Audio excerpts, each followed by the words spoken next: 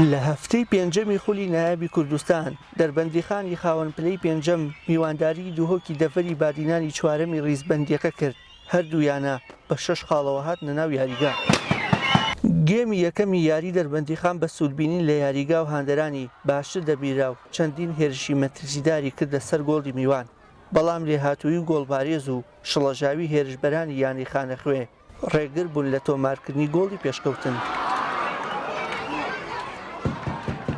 تا کۆتا خولەکەکانی گێمی یەکەم ئەنجام بە خاوێنی و بەبێ هیچ گۆڵێک کۆتایی هاتوو، یاریزانان لاکێشەی سەوزیان بەرەو ژووری جلگۆڕین و ڕێنمایی ڕاهێنەرانیان جێهێشت.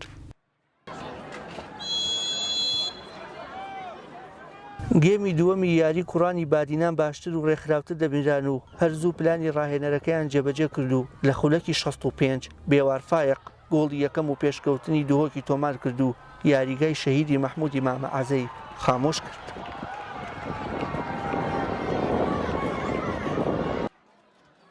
بەهۆی زیاتر گرژی تێکەوتنی یاریەکە و دروستبوونی هەڵە لە بەرژەوەندی یەکدی ناوبژیوانی یاریەکە لە خولەکی 75 یاریزانێکی یانی دووهۆکی بە کاتی سوور کردە دەرەوەی یاریگا.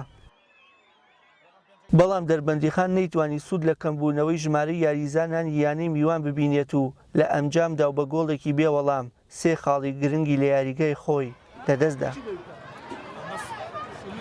پشتی سەرکەفتنەمە لەگەڵ یانای هەندرین و یەکیش باشترین یانایە کوردستانê بمە پاڵدەرێک چێ بوو و بینە دەربەندیخانژی بوو 3 خاڵە پڕاستی مەر بوو ئەفشتە خۆ ئامادەکرد بوو. سوپاس بخوا تایبەت گێمی دووەم توانیمان گۆڵێک بکەین و چەند دەریڤەی گۆڵ لەدەست بدەین. ئاستێکی باشمە پێشکەش کرد و ئینشاڵڵا بتوانین لە داهاتووی گەمەی داهاتوو ئاست و ئەنجامێکی باشتر و بەرەف پێشتر ببچین. ئەمە دوو یاری ئەمە لە یاریگای خۆمانە تووشی شکست دەبین بەڕاستی کارەساتەوە ومێ دەکەین بتوانین لە یاریەکانی داهاتووە قەرەبووی بکەینەوە. ڕاستی ئەمە چەند فرسەیەکی ئاسانمان چەند یاریەک ئەمە دووبارەیە بێتەوە چەند بارەیە بێتەوە فرسەی ئاسان زۆر لەدەست دەدەین دوای کە گۆڵمان لێکرد توانایەوەمان نییە ئێمە گۆڵ بکەینەوە و گۆڵی فۆز بکەین.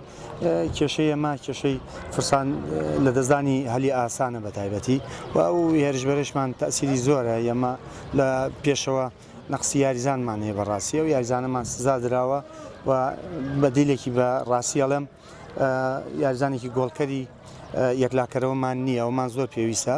بڕیارە هەفتەی داهاتوو لە هەفتەی شەشەمی خولی نایابی کوردستان دەربەندیخان ببێتە میوانی هەندرێن و دووهۆکیش میوانداری 3 سادق بکات. وشیار محەممەد، کەناڵی ئاسمانی پەیام، دەربەندیخان.